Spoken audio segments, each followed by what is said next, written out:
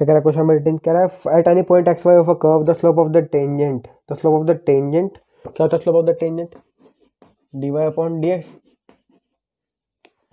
कह रहा है तो the slope of the tangent is twice the slope of the line segment, is twice the slope of the line segment. कोई slope है किसी line segment का, ठीक है ना, वो निकालना पड़ेगा हमें, हमारे पास गिवन नहीं है। Joining the point of contact to the point -4, -3। देखो क्या कंडीशन है, एक कोई कर्व है, ठीक है, ऐसा टाइप का कोई कर्व है, इस पर कोई टेंजेंट है, तो इसको जहाँ पे कर्व और टेंजेंट टच करते एक दूसरे को, उसको क्या बोलते हैं, पॉइंट ऑफ कॉन्टैक्ट, ठीक है ना। ये पॉइंट ऑफ कॉन्टैक्ट जो है, इसको एक लाइन सेगमेंट ज्वाइन करती है इसी पॉइंट से -4, -3, और suppose this point is Q, ठीक है। और ये वाला पॉइंट क्या है, एक्स वाई, हमें नहीं पता है कौन सा पॉइंट है, एक्स वाई पॉइंट है कोई, और इसको हम नेम कर रहे हैं पी, ठीक है ना, पी। अब ये जो आपके पास इस लाइन सेगमेंट का स्लोप आएगा वो क्या आएगा, slope of a line joining 2 points, वो क्या होता है formula y2 - y1 upon x2 - x1। ये तो होता है ना फॉर्मूला, दिख रहा भी है, y2 देखो ऐसा, y2 - y1 upon x2 - x1।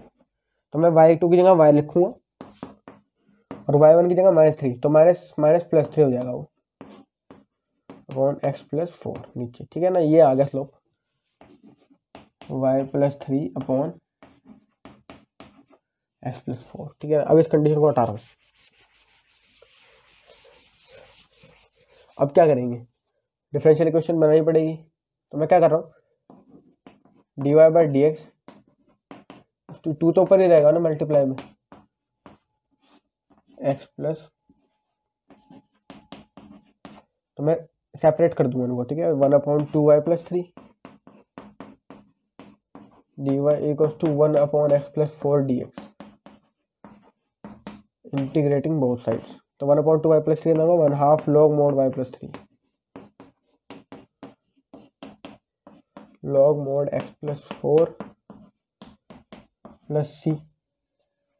अब आपको पॉइंट आगे भी कुछ कंडीशन दी थी, कह रहा find the equation of the curve, तो हमने इक्वेशन तो निकाल दी, कह रहा given that it passes through -2, 1, तो -2, 1 से पास करता है तो y की जगह 1 और x की जगह -2, ठीक है, -2, 1, तो y की जगह पे 1, तो यहाँ पे कितना आएगा, half log 1 + 3 4 equals to log -2 + 4 कितना हो जाएगा 2 + c। इसको क्या करेंगे, इसकी पावर ले जाओ ऊपर, log 4 की पावर 1/2, यानी कितना लगा, log 4 की पावर 1/2 को क्या लिख सकता है, log √4, और log √4 कितना होगा 2, log √4 कितना होगा 2 हो जाएगा, बस टू log 2 + c, और log 2 से log 2 क्या, c की वैल्यू कितनी आ गई, 0 आ गई। अब क्या करेंगे, c की वैल्यू 0 उठा के इसमें डाल दो, half log mod y + 3 equals to log mod x + और z की वैल्यू 0, ठीक है ना। क्या करेंगे, इस 2 को इधर ले जाओ,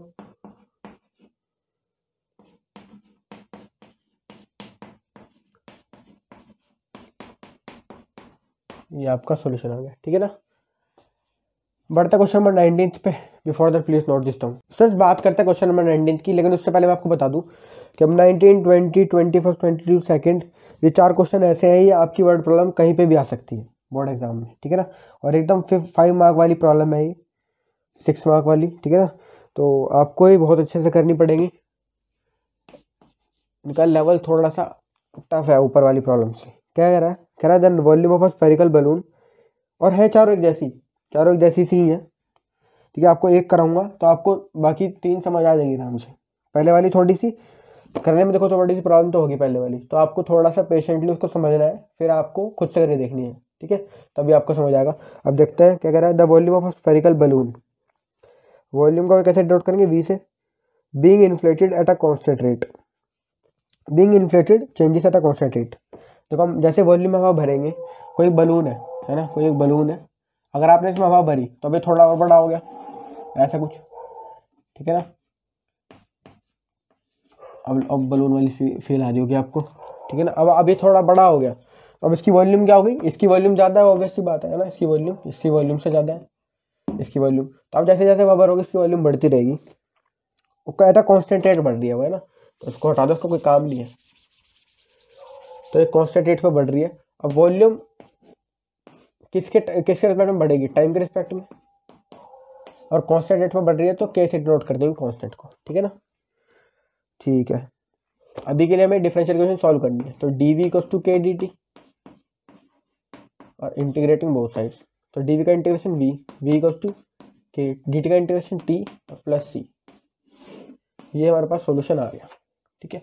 अभी हमारे पास क्या हो रहा था, हम सॉल्यूशन आ रहा था, हम वैल्यूज पुट करके आर्बिट्ररी कांस्टेंट को हटा दे रहे थे, लेकिन हमारे पास यहाँ पे ये के भी कांस्टेंट है और सी भी कांस्टेंट है। तो हमें यहाँ पे क्या करना पड़ेगा, हमें अभी यहाँ पे ये कांस्टेंट भी एलिमिनेट करने पड़ेंगे और सॉल्यूशन निकालना पड़ेगा। उसके लिए हमें पास कुछ कंडीशन है, कह रहा है if initially its radius is 3 units. Initially का मतलब जो इस टाइम पे रेडियस कितना है 3 यूनिट्स, और टाइम कितना है फिलहाल 0, ठीक है ना। तो इसको हम पुट करेंगे यहाँ पर, इसको यहाँ पर। अभी देखो, अभी यहाँ पे आप टी तो डाल सकते हो लेकिन आर नहीं डाल सकते। तो अब हमें क्या करना पड़ेगा, आर लेके आना पड़ेगा इस इक्वेशन में। तो आर कैसे करेंगे, वॉल्यूम का फॉर्मूला क्या होता है स्फीयर की, 4/3 pi r cube equals to k t plus सी। आप यहाँ पे वैल्यू डाल सकते हो, टी की वैल्यू 0 डाल दो यहाँ पर, आर की वैल्यू 3, 4/3 पाई, और 3 का क्यूब कितना होगा, 3 से 9, 9 3 से 27 इक्वल्स टू के इंटू, देखो टी डालोगे तो टी इंटू 0 0, तो यहाँ पे सी आ जाएगा खाली, और ये कितना होगा 3 9 27, 9 4 36, तो 36 पाई इक्वल्स टू सी, और सी इक्वल्स टू 36 पाई। हमारे पास एक कांस्टेंट एक वैल्यू तो आगे निकल गई सी की। अच्छा, अब हमें के की भी वैल्यू चाहिए है ना, तो ये के भी हटाना पड़ेगा। तो हमारे पास अभी भी कंडीशन बची हुई है, कह रहा आफ्टर 3 सेकेंड, यानी जब टाइम 3 सेकेंड हुआ इसका रेडियस बढ़ के 6 यूनिट हो गया, यूनिट्स। तो हम यहाँ पे डाल लेंगे इसको, टी की वैल्यू 3 4/3 पाई, और 3 का क्यूब 3 से 9 9 3 27, और के की वैल्यू कितनी है, के तो हमें पता नहीं, टी कितना है लेकिन हमारे पास 3, सॉरी अब यहाँ पे रेडियस 3 नहीं था, रेडियस 6 है ना, रेडियस कितना है 6 है। तो 4/3 पाई एज इट इज, और 6 का क्यूब कितना होगा 216 इक्वल्स टू के तो एज इट इज रहेगा यहाँ पर, इसी क्वेश्चन में पुट कर रहे हैं वैल्यूज, के तो एज इट इज रहेगा, टी की वैल्यू कितनी है 3, तो 3 इंटू के 3 के प्लस सी। अब क्या करेंगे, और सी की वैल्यू हमारे पास थी 36 पाई, तो 36 पाई लिख लो यहाँ पर। अब क्या करेंगे, 3 7 21, 3 2 6, 72 इंटू 4 कितना आएगा, 72 141, तो 288 पाई, और 36 पाई को उधर लेंगे माइनस हो जाएगा, इक्वल्स टू 3 के, ठीक है। 288 माइनस 36 कितना होगा, 8 6 2 टाइम में 3 में 25, तो 252 पाई इक्वल्स टू 3 के, तो 252 पाई इक्वल्स टू 3 के, और के की वैल्यू कितना आएगी 252 पाई अपॉन 3, 3 8 24 और 1 3 4 12, तो के की वैल्यू कितनी आ गई 84 पाई। अब क्या करेंगे, के की वैल्यू उठा के इसमें डाल देंगे है ना, तो v इक्वल्स टू के की वैल्यू कितनी है 84 पाई, सॉरी हमारे पास v की फॉर्म में हमने क्या लिखा था 4/3 पाई आर क्यूब ना, तो 4/3 pi r cube equals to 84 pi into k plus c की वैल्यू कितनी थी 36 पाई। अच्छा, अभी हमारे पास हमें कब निकाल, अभी हमारे पास क्या करना था, find the radius of the balloon after T seconds, है ना, रेडियस बताना था, रेडियस कितना होगा है ना, और टाइम कितना है टी सेकेंड दे दिया होगा, टी सेकेंड्स, तो टाइम कितना है टी सेकेंड्स, तो हमें टाइम की वैल्यू कितनी रखनी पड़ेगी, रेडियस बताना है तो आर की वैल्यू निकालनी है, तो 4/3 पाई आर क्यूब, और टाइम कितना है 3 सेकेंड्स, और सॉरी यहाँ पे के नहीं है टी है, के टी, टाइम कितना है टी सेकेंड्स, तो टी ही देगा यहाँ पर 84 पाई टी। अब क्या करेंगे, आर क्यूब, ठीक है, तो ये पाई से हम क्या कर रहे हैं, पाई काट रहे हैं सारे, ठीक है ना, पाई से पाई कट गया। अच्छा, अब क्या करें, 3 की मल्टीप्लाई यहाँ पे कर दो 84 टी प्लस 36 में, ठीक है, पाई तो कट गया ना यहाँ से, पाई कट गया है, 4/3 r³। ठीक है, तो अभी मैं क्या कर रहा हूँ यहाँ से, अभी फिलहाल के लिए 84 कुछ कट रहा है क्या, r³ को एज इट इज लिखा रहने दे रहा हूँ और 4 को नीचे लेके जा रहा हूँ उसके।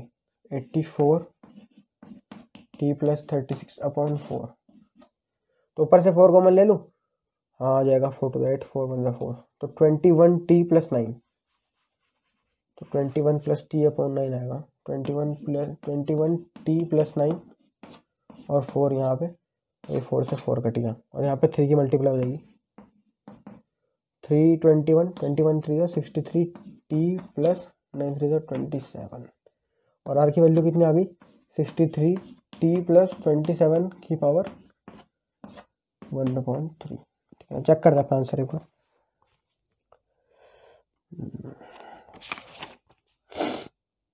63t+27 की पावर 1/3, ठीक है अपना आंसर। ठीक है, बढ़ते क्वेश्चन नंबर 20 पे। Before that please note this down. Students, आपको नोट डाउन करने से पहले बता दूं इसमें हमने क्या क्या है ना, आपको समझाना भी तो जरूरी है। मैंने पहले सोल्यूशन कर दिया, समझाया मैंने है नहीं। अब देखो क्या करेंगे, हमें क्या गिवन था इसमें क्वेश्चन में, कह रहा है the volume of a spherical balloon being inflated. हमने जब उसमें हवा भरी तो उसकी वॉल्यूम बढ़ रही थी किसी कांस्टेंट रेट पे, हमें कांस्टेंट तो पता नहीं, तो मैंने के ऐड कर दिया। इस डिफरेंशियल इक्वेशन को मैंने सोल्व करा तो मेरे पास ये एक सॉल्यूशन निकल के आ गया, v = kT+c। अब तक हम क्या कर रहे थे, सॉल्यूशन में हम कांस्टेंट हटा रहे थे क्योंकि हमारे पास वैल्यूज गिवन होती थी, तो हम वैल्यूज गिवन थी, हम कांस्टेंट हटा देते थे। लेकिन हमारे पास यहाँ पे वैल्यूज नहीं थी, हमारे पास कंडीशन थी, उससे हमें 2 कांस्टेंट हटाने थे। ठीक है ना, और अल्टीमेटली हमें केस की वैल्यू फाइंड करनी थी, हमें t सेकेंड्स दिया हुआ था टाइम, हमें रेडियस निकालना था कितना होगा। ठीक है, तो मैंने यहाँ पे क्या करा, अभी हमारे पास पहले कंडीशन थी कि जब हमने उसका टाइम हमारे पास इनिशियली, मतलब जब टाइम 0 सेकंड्स था तो रेडियस उसका कितना था, 3 यूनिट्स। तो पहले इस कंडीशन को यूज करके हमने क्या निकाला, यहाँ पे इसमें वैल्यू डाली। हमने देखा कि यहाँ पर टी तो हम डाल सकते हैं लेकिन आर नहीं डाल सकते, तो मैंने वी को खोल दिया 4/3πr³। अब मैंने यहाँ पे आर की वैल्यू डाली 3 यूनिट्स, तो हमारे पास यहाँ से सी की वैल्यू 36π आ गई। उसके बाद मैंने क्या करा, उसके बाद मैंने टी की वैल्यू वापस उठा के 3 डाली इसमें, सॉरी यहाँ पर इस वाली इक्वेशन में, और आर की वैल्यू 6 डाली, तो हमारे पास कुट पटा के ये आ गया 252π = 3 के। और यहाँ से के की वैल्यू हमने निकाली तो 84π आ गई। के की वैल्यू हमारे पास आ गई, सी की वैल्यू हमारे पास आ गई, 2 वैल्यू में चाहिए थी, 2 वैल्यू हमारे पास आ गई। और हमें क्या चाहिए था, यहाँ पे रेडियस चाहिए था जब टाइम कितना है, t सेकंड्स। तो मैंने इस वाली इक्वेशन में ही क्या करा, 4/3πr³, यहाँ पे मैंने पहले तो आर की वैल्यू रखी, आर तो हमें निकालना था, सॉरी टी की वैल्यू रखी और सी की वैल्यू रखी, सॉरी के की और सी की, के की और सी की। टाइम तो कितना गिवन था, t सेकंड्स, तो t को t ही रहने दिया। के की वैल्यू कितनी थी, 84π यहाँ रख दी, और सी कितना था, 36π। अब मैंने क्या करा, सारे पाई से पाई कट गए। उसके बाद यहाँ पे 4/3r³ = 84t+36, r³ 3 यहाँ से कितना आ गया, मैंने 4 ले जाके यहाँ ले गया, 21t+9 आ गया हमारे पास r³/3। ये 3 जाके यहाँ पे मल्टीप्लाई हुआ तो वैल्यू ये आ गई, आर की वैल्यू अल्टीमेटली ये आ गई। ठीक है, तो ऐसे करना था क्वेश्चन को सॉल्व। अब बढ़ते हैं क्वेश्चन नंबर 20 पे। Before that please note this term. ये पिछले क्वेश्चन जैसे से ही होगा लेकिन इसका लैंग्वेज थोड़ा चेंज है। कह रहा है in a bank principal increases continuously at the rate of r% per year. Principal बढ़ रहा है ना, तो प्रिंसिपल बढ़ रहा है यानी let the principal be P, और प्रिंसिपल बढ़ रहा है तो रेट ऑफ चेंज है ना, rate of change with respect to time dp/dt कितना हो गया, r% पर ईयर। अब r% पता नहीं किसका है ना, परसेंटेज नहीं पता किसकी। अब इसका एग्जांपल ऐसे ले सकते हैं, अगर मैं आपसे कुछ भी पूछूं कि जैसे वॉल्यूम 10% इसकी बढ़ गई, तो वॉल्यूम 10% किसकी बढ़ी, तो हमें वो पता होना चाहिए किसकी बढ़ रही है ना। तो वही हमारे पास सवाल आ रहा है, किसका है ये r%, तो ये r% किसका होगा, प्रिंसिपल अमाउंट का। ठीक है, r% तो भाई बढ़ रहा होगा, जो रेट ऑफ इंटरेस्ट बढ़ रहा है प्रिंसिपल का तो बढ़ेगा, तो r% किसका बढ़ रहा है, प्रिंसिपल का। अरे परसेंटेज हटाने के लिए क्या करेंगे, डिवाइड बाय 100, तो ये डिफरेंशियल इक्वेशन ऐसे बन गई। अब हम क्या करेंगे, सेपरेटिंग द वेरिएबल्स, इसको डिफरेंशियल इक्वेशन को सॉल्व करेंगे। dp/p = r/100, एक कांस्टेंट क्वांटिटी है ये, क्योंकि ये r/100 कांस्टेंट क्वांटिटी है। अब यहाँ पे dt में यहाँ पे ले गया और इंटीग्रेटिंग बोथ साइड कर दिया। dp/p का इंटीग्रेशन log p और r/100 × t + c। ठीक है ना। अब क्या करेंगे, हमारे पास कुछ वैल्यूज दी होंगी।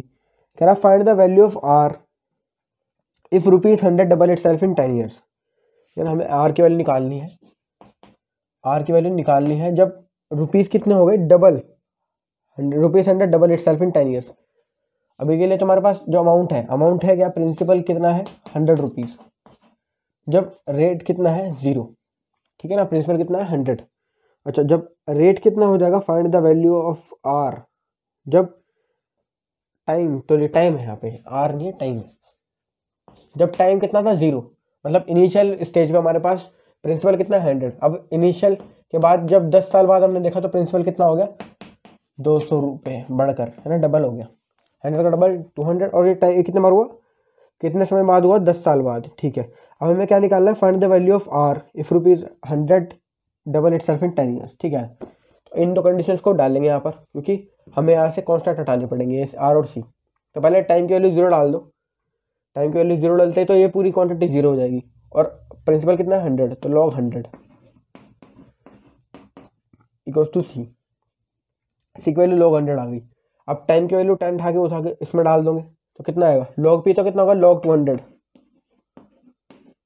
इक्वल्स टू, रेट कितना है, रेट नहीं है हमारे पास, हमें आर निकालना है, टाइम कितना है 10, तो आर इंटू 10 अपॉन 100 प्लस सी, ये 0 से ये 0 कटा तो कितना आया log 200, और यहाँ पर सी की वैल्यू में गलती से log 100 लिखनी भूल गया, log 100 डलेगी सी की value,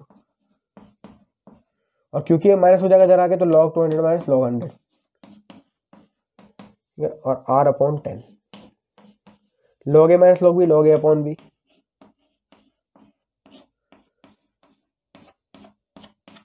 equals to r upon 10, ठीक है ना। और ये कितना आ गया log 2 अपॉन 1 यानी log 2 equals to r upon 10।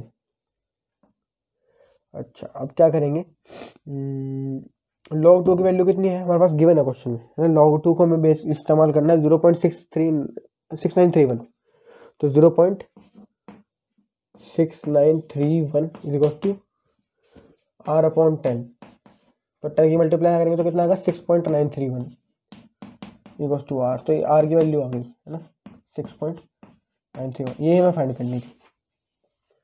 Check करते हैं एक बार आंसर, फिर से मैं समझाता हूँ आपको क्या हुआ क्वेश्चन के अंदर।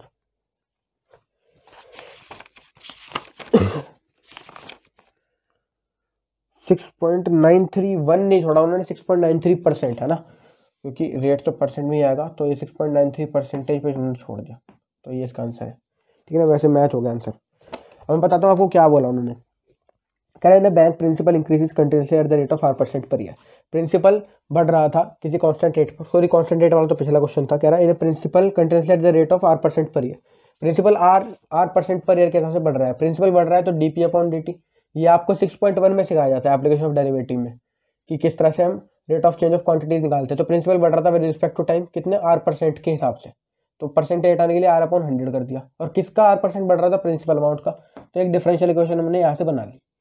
हमने क्या करा, r अपॉन 100 एक कॉन्स्टेंट क्वांटिटी है, तो आप p अपॉन 100 को मैं इधर ले गया, p को इधर लिया है मैं, dp अपॉन p, और dt इधर ले गया। अब इंटीग्रेटिंग बोथ साइड करने के बाद मेरे पास ये एक डिफरेंशियल इक्वेशन आ गई, सो इसका सॉल्यूशन आ गया, ठीक है।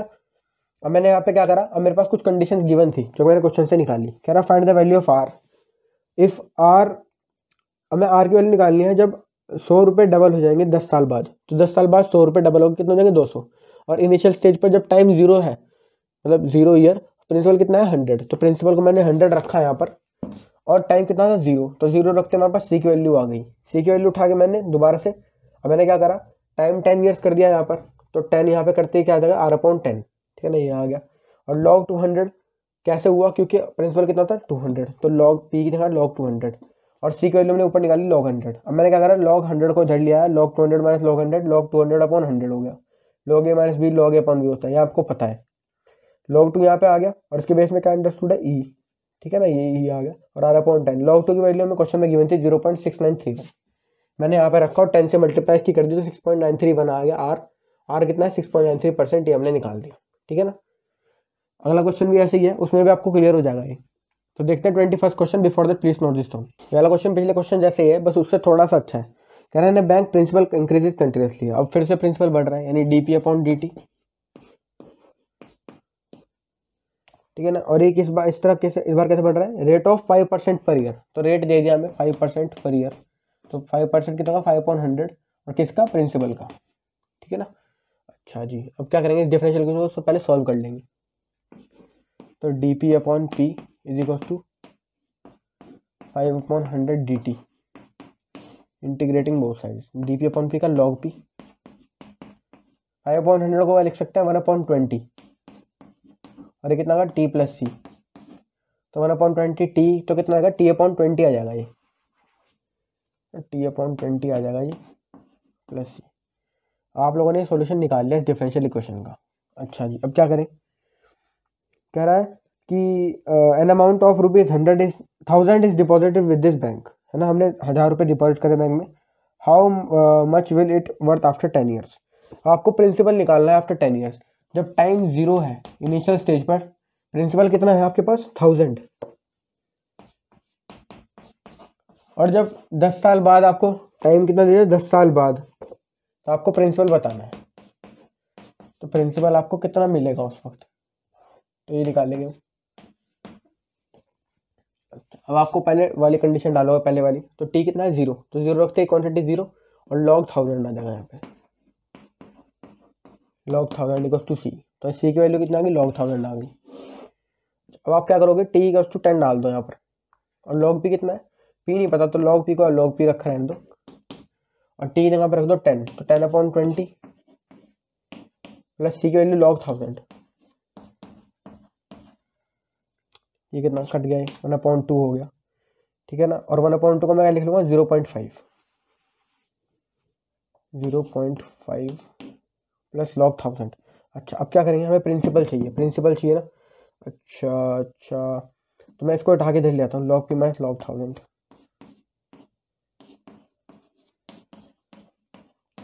प्लस 0.5, तो log p minus log 1000 log p/1000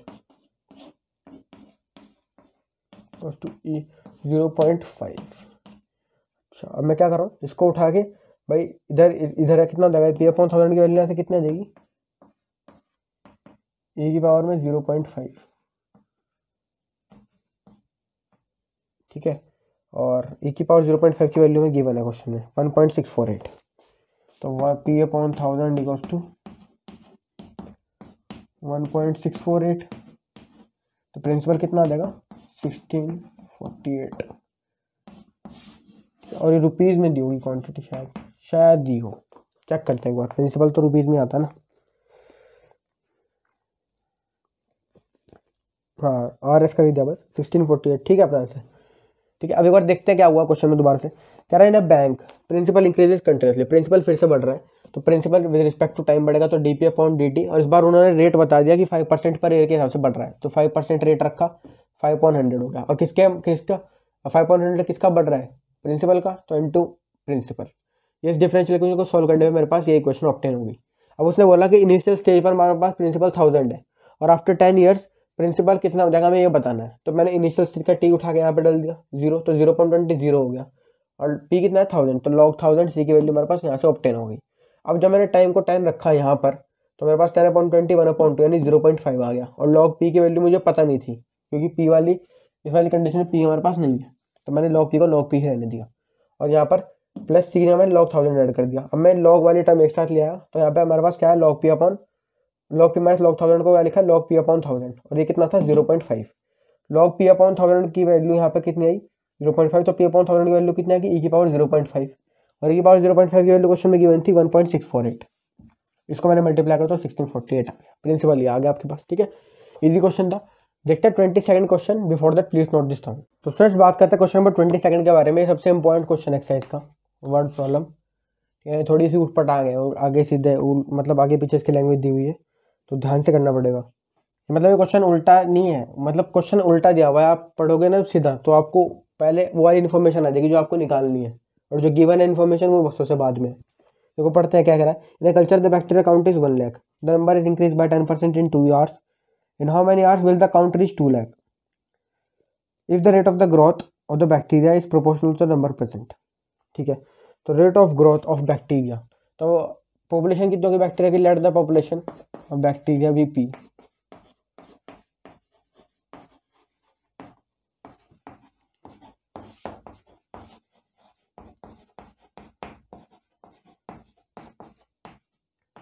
अब क्योंकि इसकी पॉपुलेशन बढ़ रही है विद रिस्पेक्ट टू टाइम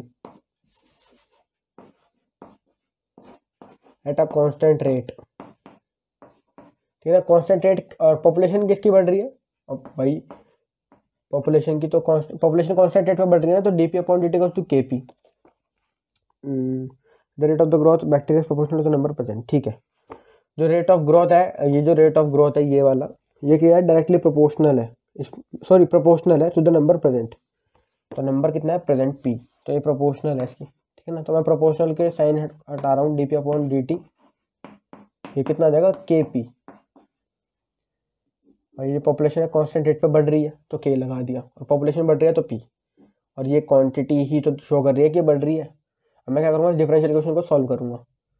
तो D P upon P is equals to k d t, integrating both sides, तो log p equals to k t plus सी, ठीक है ना, ये आ गया हमारे पास। अच्छा, अभी के लिए मैं क्या कर रहा हूँ, फिलहाल मेरे को क्वेश्चन में मैंने ये डिफरेंशियल इक्वेशन ऑब्टेन कर ली, इसी से हमें सारी वैल्यूज निकालनी है, ठीक है ना, पी बी टी बी और सी बी, सॉरी पी के टी जो भी है, हमें ये वैल्यूज तो निकालनी पड़ेंगी, के पी और सी। अच्छा, क्या करा है, इन bacteria in culture the bacteria count is 1 lakh, ठीक है ना, इनिशियल स्टेज पर जब टाइम कितना है 0, तो बैक्टीरिया काउंट कितना है, पॉपुलेशन 1 लाख है, ठीक है ना। तो इसकी वैल्यू उठा के इसमें डाल दो, तो log 1 lakh 2 3 4 5 equals to k T के देखो के की वैल्यू टी से मल्टीप्लाई होगी, टी कितना है 0, तो 0 इंटू 0 के 0 हो जाएगा, तो यहाँ पे सी आ जाएगा, तो सी की वैल्यू कितनी आएगी, लॉग 1 लाख। हमारे पास सी की वैल्यू आ गई, ठीक है। अब क्या करेंगे, the number is increase by 10%, तो हमने इसका प्रिंसिपल, ये जो प्रिंसिपल कह रहा हूँ, सॉरी पॉपुलेशन का 10% बढ़ा दिया, 10% इसका बढ़ेगा तो कितना होगा, 10% इसका बढ़ रहा है, 2 3 4 5, तो ये 0 से ये 0, ये 0 कटी, कितना आ गया, 10,000 बढ़ गया। तो जब टाइम कितना हुआ, the number is increase bye 2% 2 hours, तो जब टाइम 2 घंटा हुआ तो ये पॉपुलेशन बढ़कर 1,10,000 हो गई, भाई 10% बढ़ा, तो 1 लाख का 10% कितना है, 10,000, तो 10,000 बढ़ गया ना, तो क्या कितना होगा, 1,10,000। अब दोबारा उठा के इस वैल्यूज को उसमें डालेंगे, तो लॉग 1,10,000 इक्वल्स टू के कितना है, के नहीं पता, लेकिन टी कितना है 2, तो 2k प्लस सी, और सी की वैल्यू कितनी है, लॉग 1 लाख। इस लॉग 1 लाख को उधर ले आएंगे,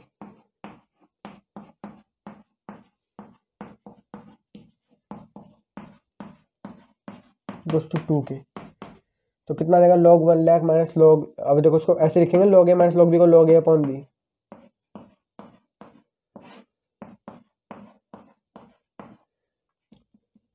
ठीक है। तो ये 4 जीरो से ये 4 जीरो कट गए, तो कितना 11/10, लॉग 11/10 आ गया। इसको लॉग 1.1 मत कर देना, 2k, तो k की वैल्यू कितनी आ जाएगी यहाँ से, हाफ लॉग 11/10, ये हमारे पास k की वैल्यू आ गई। अच्छा, अभी हमारा क्वेश्चन पूरा नहीं हुआ, अब उसने क्या बोला है, इन हाउ मेनी आवर्स, हमें टाइम बताना है, t की वैल्यू बतानी है कितनी होगी, when the count reach 2 lakh, जब पॉपुलेशन 2 लाख हो जाएगी। अब क्या करेंगे, इसमें उठा के डालेंगे इसको, ठीक है ना, तो कितना है अपने पास, लॉग पी, तो लॉग पी के लिए कितना है 2 लाख, तो लॉग 2 लाख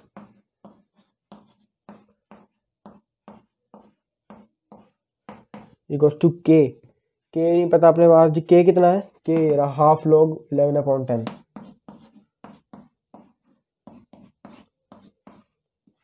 और टाइम कितना है, टाइम नहीं हमारा, टाइम हम बताना है ना, और सी की वैल्यू कितनी है, लॉग 1 लाख, ना वो थी सी की वैल्यू, ये रही लॉग 1 लाख, तो प्लस लॉग 1 लाख 2 3 4 5, ठीक है जी। इसको उठा के इधर माइनस कर दो, तो log 2 lakh minus log 1 lakh, यानी लॉग 2 लाख अपॉन 1 लाख,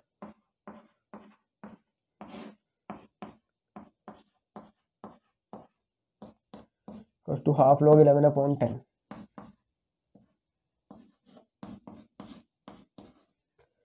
ये 5 जीरो से ये 5 जीरो कटी, तो लॉग 2 आ गया, log 2 equals to half log 11/10, जब देखते हैं log 2 equals to half log 11/10, अच्छा जी, क्या है अब, log 2 equals to half log 11/10, और सॉरी टी भी तो था ना यहाँ पे, टी, ये टी भी, तो टी की वैल्यू कितना आ जाएगी, टी की वैल्यू यहाँ पे प्लस टी भी है, ठीक है ना, प्लस टी, नहीं सॉरी टी है, सिर्फ टी है मल्टीप्लाई में, तो ये टी है। तो टी की वैल्यू कितना आ जाएगी इनिशियली या फाइनली बोल लो, log 2 और ये पूरी क्वांटिटी डिवाइड में हाफ log ln/10।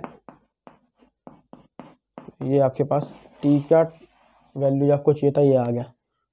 चेक करते हैं एक बार, ऊट पटांग से आंसर है, मुझे तो सही लग नहीं रहा वैसे, मतलब सही होगा, चेक करते हैं एक बार, रहता है ना अंदर से वो कि सही है नहीं है।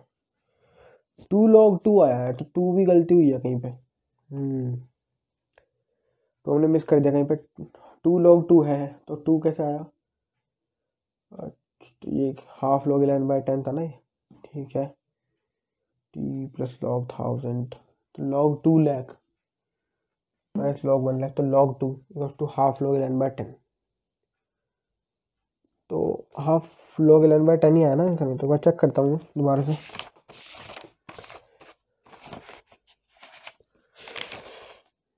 log ln/10 इन्होंने ये वाला 2 ऊपर ले गया यार यहाँ पे, तो इसको यहाँ पे ले जाओ, ऐसे करो 2 log 2 equals two upon log ln/10, ठीक है, अपना अपना आंसर ठीक हो गया। तो मैं बताता हूँ आपको फाइनली प्रॉब्लम को किस तरह से समराइज करता हूँ मैं प्रॉब्लम को, कि क्या बताया था उन्होंने बोला था कि इन culture the bacteria count is 1 lakh, ठीक है, उल्टा क्वेश्चन है, मैंने पहले ही बताया था। तो सबसे जो इन्फॉर्मेशन सबसे गिवन होती है वो सबसे लास्ट में, आप सबसे पहले लास्ट वाली लाइन पढ़ो, if the growth of the rate of growth of bacteria is proportional to the number present.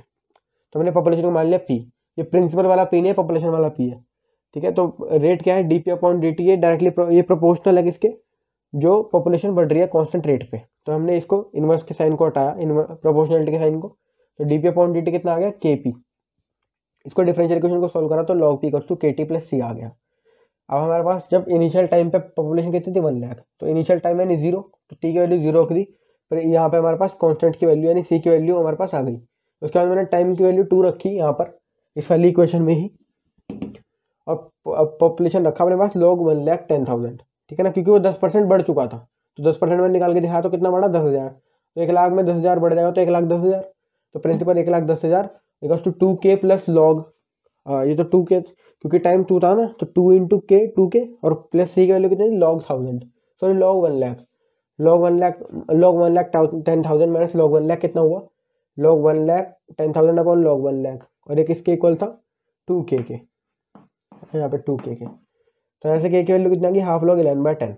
k की वैल्यू हमारे पास आती है, हमने क्या करा, दोबारा से इसमें डाल दी, और हमारे पास इस बार हमें किसकी वैल्यू वैलिडेट करनी थी, हमें बताना था कि जब पॉपुलेशन 2 लाख हो जाएगी तब कितने टाइम में होगी, माना तो टी की वैल्यू बतानी थी। तो लॉग हमने यहाँ पे रखा 2 लाख, और यहाँ पे के की वैल्यू रखी हाफ log ln/10 और टी, और प्लस log 1000 वो सी की वैल्यू है, सॉरी log 1 लाख, ठीक है। अब मैं उसको उठा के धर लिया है, तो मेरे पास log 2 आ गया यहाँ पे, हाफ log ln/10 टी, और टी की वैल्यू निकाल दी मैंने यहाँ से, ये रही।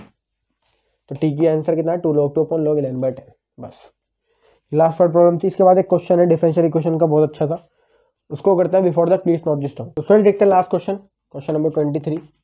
एक डिफरेंशियल इक्वेशन दी हुई है dy by d x equals to e की पावर में x प्लस वाई, ठीक है ना। एक डिफरेंशियल इक्वेशन 1 से 2 मार्क के लिए बहुत अच्छी है। तो हमें क्या बताना है, जनरल सॉल्यूशन बताना है इसका, ठीक है।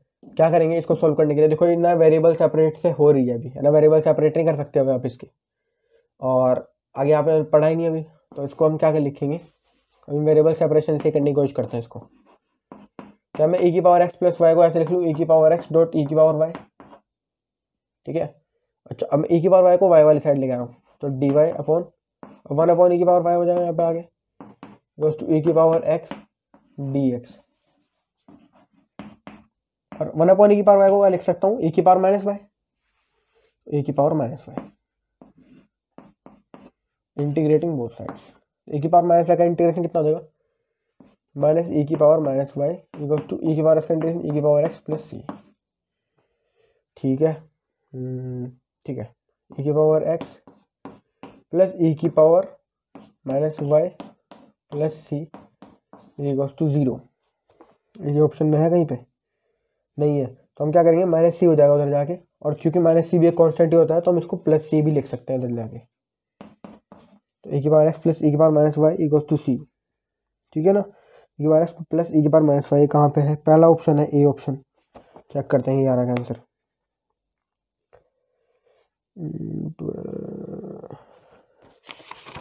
20 का ए आ रहा है, ठीक है ना, ए, ठीक है अपना आंसर। तो ये क्वेश्चन नंबर 23 था और ये डिफरेंशियल इक्वेशन की एक्सरसाइज खत्म हो गई 9.4। अब 9.5 एक्सरसाइज बहुत अच्छी है, वहाँ से एक 4 या 6 मार्क का क्वेश्चन आता है हर बार, तो आपको एक्सरसाइज बहुत अच्छे से करनी है, वो मैं बताऊंगा अगली वीडियो में कैसे होगी, होमोजेनियस फंक्शन के ऊपर बेस्ड है। तो अगर ये वाली वीडियो अच्छी लगी तो वीडियो को लाइक करना, चैनल पर नए हो सब्सक्राइब करना और वीडियो को शेयर करना अपने फ्रेंड्स के साथ ज़्यादा से ज़्यादा। तो चलते हैं, तब तक के लिए see have a good day and bye bye.